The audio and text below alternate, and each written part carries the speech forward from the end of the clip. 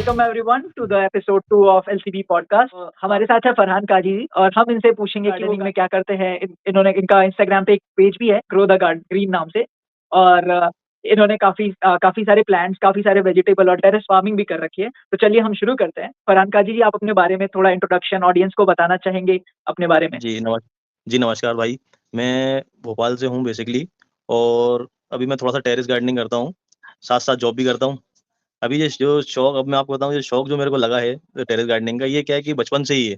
मेरे पिताजी जो हैं वो किसान हैं, तो बचपन से ही वही खेती वगैरह ये सब थी, तो जब शहर आ गए तब थोड़ा-सा जब लगा कि यार नहीं कुछ करते हैं, तो ये टेरेस गार्डनिंग का तब से ही शौक लगा है मेरे को, और थोड़ी बहुत कर लेते हैं। सब्जियाँ भी उगा लेते हैं, फ्रूट्स, फल वगैरह भी उगा लेते हैं, और थोड़ा-सा फ्लावर्स वगैरह का शौक है, और कुछ नहीं। हाँ, मैंने भी देखा आपके इंस्टाग्राम पे काफ़ी आप एक्टिव रहते हो, काफ़ी डिफरेंट डिफरेंट फ्लावर्स के पिक्चर्स भी डालते हो। तो आप बताना चाहोगे जी, कि जी, जी। आपके इधर कौन-कौन से फ्लावर्स हैं या कौन-कौन से वेजिटेबल या ये फ्रूट्स हैं? देखिए, मैं मेरे पास गुआवा में 2-3 वैरायटी हैं।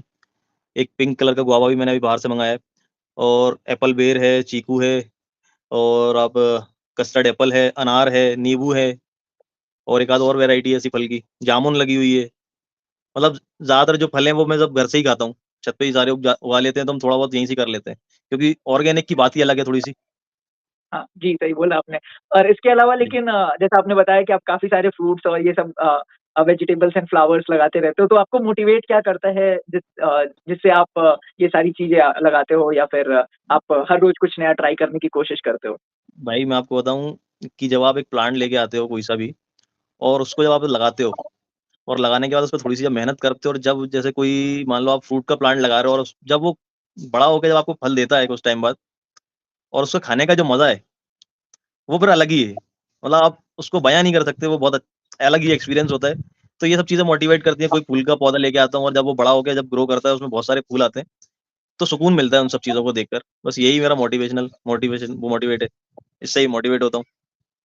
अभी हम लास्ट पॉडकास्ट में बात कर रहे थे, तो वहाँ पे जी। एक आर्या कपूर मैम आई हुई थी, तो उन्होंने बताया कि वो जब प्लांट्स लगाती हैं, तो वो फ़ील करती हैं और उनको ट्रीट करती हैं कि जैसे वो बिल्कुल उनके बच्चे हैं, और बिल्कुल उसी इमोशन से कनेक्ट करती हैं।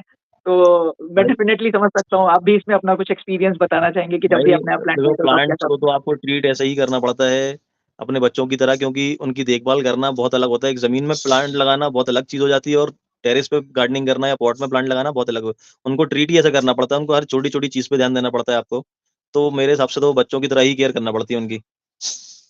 आप एक बार हैं? अपने लिए और कुछ नहीं करोगे, मगर उनके लिए आपको टाइम देना बहुत ज़रूरी है। आप हर चीज़ छोड़ देते हो उन लोगों के लिए, मेरे हिसाब से तो। बिल्कुल, बिल्कुल, बिल्कुल। और आप जैसे जो लोग नए हैं, जो लोग इस फ़ील्ड में नया आना आके प्लांट गार्डनिंग करना चाहते हैं, प्लांटेशन करना चाहते हैं, उनके लिए आप क्या टिप्स देना चाहोगे? आप उनको क्या बेनिफिट बताना चाहोगे कि जिससे वो इस फ़ील्ड में और आएँ और प्लांटेशन गार्डनिंग, टेरेस गार्डनिंग करें?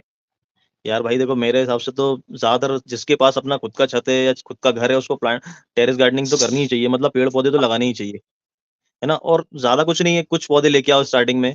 नर्सरी वाला बता भी देगा आपको, कहीं से आपके आस-पास जो नर्सरियाँ होती हैं इतनी सारी, उनसे पौधे लेके आओ। कम मेंटेनेंस वाले लेके आओ, सस्ते लेके आओ। स्टार्टिंग करो, सीखो कि मतलब अपन कैसे, जब मैंने स्टार्ट किया था, तो मैं लेके आता था छोटे-छोटे पौधे। कुछ मर जाते थे, तो फिर मैंने स्टार्टिंग की सस्ते पौधों से। तो सस्ते पौधे मैं लेके आया, उन्हें ग्रो करा, फिर जब बड़े हुए, फिर मैं सीखा कि कौन-सी दवाई या क्या अपन कौन-सा इसमें नीम ऑयल डाल सकते हैं, कैसे इसके अपना कीट अपने जो लग जाती है, उसमें प्रॉब्लम्स जो आ जाती है, उन्हें कैसे फेस करें, या कौन-सा किसमें कौन-सा खाद दें, कौन से फ्लावर्स के लिए कौन-सा अपन फर्टिलाइज़र यूज़ कर सकते हैं, जिससे अच्छे से ग्रोथ हो, या फूलों में अपना फल वाले जो पौधे हैं, उनके लिए कौन-सा बेस्ट रहेगा फर्टिलाइज़र, या इसमें क्या यूज़ करें जिससे अपन को ज़्यादा बेहतर रिज़ल्ट मिले। तो ये धीरे-धीरे ही सीखा है, और धीरे-धीरे ही आएगा। आप सोचो कि आपने लेके आए प्लांट और बहुत जल्दी ग्रो होगा। मेरे पास भी बहुत सारे मैसेज आते हैं कि भाई मेरे में फूल नहीं आ रहे हैं, मेरा पौधा मर गया, तो ये होता है शुरू-शुरू में। उसको आपको थोड़ा-सा टाइम देना पड़ेगा भाई। इसमें तो उसके मेरे लिए आप हिसाब से कोई जो टिप्स गार्ड देना चाहेंगे, होम रेमेडी कुछ, कि जैसे आप क्या करते हो जिससे उनको भी आइडिया लगे, कुछ 1-2 यार इनसाइट्स की? मैं सही बताऊँ, मैं बहुत कुछ नहीं करता प्लांट्स के लिए मेरे।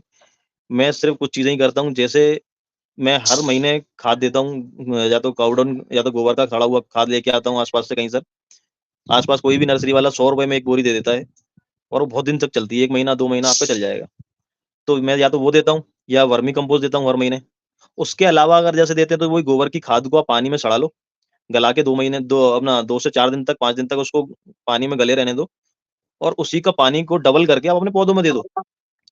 सबसे बेस्ट फर्टिलाइज़र ये है मेरे हिसाब से। उसके बाद फूलों वाले पौधे में मैं केले के छिलके का लिक्विड फर्टिलाइज़र यूज़ करता हूँ।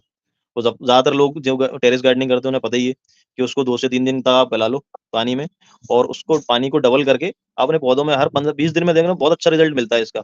या फिर बहुत से जैसे गुलाब के जो अपने पौधे हैं, इसमें आप अपना ये अपनी चाय की पत्ती जो होती है वेस्ट वाली, उसको सुखाकर दे सकते हो, बहुत अच्छा रिज़ल्ट है। ज़्यादातर मेरे हिसाब से जो अपना ऑर्गेनिक ही ज़्यादातर यूज़ करता हूँ मैं हुँ, और ऑर्गेनिक ही यूज़ करना चाहिए। अगर आपको प्लांट की लाइफ़ बहुत ज़्यादा ज़्यादा दिन तक चाहिए तो फिर ऑर्गेनिक ही जाना चाहिए। अगर आपको लाइफ़ ज़्यादा चाहिए प्लांट की, ज़्यादा दिन तक रहे प्लांट, तो फिर आप ऑर्गेनिक ही जाओ। ऑर्गेनिक ही जाना चाहिए। जी। जैसा आप अभी सिटीज़ में देख रहे हैं कि वो इनऑर्गेनिक या बहुत सारे लोग अभी तो ये गाँव में भी धीरे-धीरे बढ़ने लगे हैं। बट मोस्टली सिटीज़ में जहाँ पे भी इंडस्ट्रियल लेवल पे फार्मिंग हो रही है या लार्ज स्केल पे फार्मिंग हो रही है, people always prefer chemical fertiliser but उसका डाउनसाइड भी हमें देखने को मिल जाता है, भाई कि फिर वो मेरे जो हिसाब लैंड से होती उसकी है फर्टाइल हो जाती है। हाँ, बहुत सारे नुकसान हैं उसके आप जैसे आप कोई फ्रूट का पौधा लगा रहे हो, टेरेस गार्डनिंग कर रहे हो, उसमें आप दे रहे हो तो फिर वो नुकसान आपको भी उसमें पहुँचेंगे और प्लांट की लाइफ़ भी खत्म हो जाती है मेरे हिसाब से। कुछ टाइम तक वो बहुत बिल्कुल। अच्छा ग्रो करता है उससे मगर उसके बाद उसकी लाइफ़ खत्म हो जाती है। जब बहुत सॉइल सारे हेल्थ पे लोग बहुत बुरा इम्पैक्ट पड़ता है। सॉइल पे तो बहुत ज़्यादा असर पड़ता है। अब जैसे हम हुँ, लोग भी मेरे पिताजी जो थे अभी तो नहीं कर रहे हैं मगर हम लोग जब खेती करते थे गाँव में, तब वो दादा और पापा ये लोग करते थे जब, तब वहाँ पे भी मतलब नुकसान तो बहुत है इसका। तो मतलब ऐसा है कि जैसे आपको मतलब एलसीबी फर्टिलाइज़र आप अगर जाके देखना तो इसमें हम लोग भी ऐसा करते हैं कि हम लोग ट्राई करते हैं कि मोस्टली सारे ऑर्गेनिक इंग्रीडिएंट्स हो और फार्मर्स के पास ऑर्गेनिक फर्टिलाइज़र ही पहुँचे, जिससे उनका फार्म हेल्दी ग्रो करे और साथ में साथ सॉइल भी मेंटेन हो। प्लस एक चीज़ हम जो इनोवेटिव जी, जी, करते हैं, जी। जो बाकी फर्टिलाइज़र ब्रांड्स अभी तक नहीं कर रहे हैं, वो है कि इंक्लूड ऑफ माइक्रो न्यूट्रिएंट्स कि जैसी रिक्वायरमेंट हो, जी, जिस क्रॉप की जो माइक्रो न्यूट्रिएंट की रिक्वायरमेंट हो, हम वैसा ही रखते हैं। और जैसा कि आपने सारी प्रैक्टिकल टिप्स दिया, ये बहुत हेल्प करेगा जो लोग नए आ रहे हैं, जो लोग इस फील्ड में नए आ रहे हैं। और इसके जी, जी, अलावा भाई। आपको एक मैसेज कोई एक टिप जो लोगों की हेल्प करे और आप यूथ को देना चाहेंगे कि जिससे वो गार्डनिंग को करने में प्राउड फील करें? क्योंकि कई लोग होते हैं भाई आजकल देखो गार्डनिंग से दूर होते जा रहे हैं। मैं तो ये बोलूँगा अगर आपको कुछ टाइम बाद अगर ज़िंदा रहना है तो आपको पौधे लगाना पड़ेंगे, बिल्कुल। है ना? अगर आप धीरे-धीरे देखोगे तो आपके आस-पास से सारे पक्षी गायब हो गए हैं, हुँ। सारे पेड़ गायब हो गए हैं। वो चीज़ खत्म हो गई है जो आपको पहले थी। तो अगर आपको अगर कुछ टाइम बाद अगर सही से साँस लेनी है तो आपको पौधे लगाना पड़ेंगे। मैं मुंबई के कुछ एरियाज़ में गया था, जहाँ पे कि बिल्डिंग्स बनाने के लिए, अपार्टमेंट्स बनाने के लिए सारे फॉरेस्ट की डिफॉरेस्टेशन कर दी गई है और सिर्फ़ बिल्डिंग्स। लेकिन अभी आप तो उसका जाके उन जगहों की हालत देखो तो वो हालत खराब ही है उस जगहों की। वही बता रहा हूँ उसका नुकसान है ना भाई, बहुत सारा नुकसान है। पानी नहीं बरस रहा है, पानी बरस रहा है तो बहुत ज़्यादा बरस रहा है। सर्दी पड़ रही है तो बहुत ज़्यादा पड़ रही है। अब गर्मी ऐसी पड़ती है कि लोग सहन नहीं कर पा रहे हैं। बिल्कुल, जी बिल्कुल। तो आपसे बात करके तो बहुत अच्छा लगा और जी, जी भाई। हाँ, और हम चाहेंगे कि आप हमारा एलसीबी फर्टिलाइज़र ट्राई करें, हम आपको भिजवा भी देंगे। हम इसके बाद आपको जी, आफ्टर द पॉडकास्ट आपसे कनेक्ट करेंगे। आप उसका रिव्यूज़ हमारे ओके। साथ ज़रूर शेयर करिए और बहुत मैंने अच्छा कुछ लगा। देखे थे आपके अपना फर्टिलाइज़र एक हाँ, जो अपना फ्लावर वाला था जो मैंने देखा था वो हाँ, बहुत अच्छा मैं लगा बिल्कुल मेरे को, फ्लावर फ्लावर बूस्ट करके था एक। हाँ, हाँ, वो अच्छा फ्लावर है बूस्ट उसमें मैं इनके उसमें जो पार्ट जो चीज़ें हैं वो सही है मेरे हिसाब से। हाँ, बिल्कुल, बिल्कुल, टोटली जी। ऑर्गेनिक रखते हैं एंड जो जी, माइक्रो जी। न्यूट्रिएंट्स है वो लैब ग्रोन होते हैं, जो अगेन जी, ऑर्गेनिक मटेरियल से ही प्रिपेयर्ड होते हैं। तो बिल्कुल ओके। अच्छा लगा और उम्मीद है कि हम लोग आगे भी ऐसे ही कोलैबोरेट करेंगे, कनेक्ट करेंगे और जी भाई, thank you so much for joining this podcast. Will see welcome. You again. Thank you जी, so much. Yeah thank you. Okay.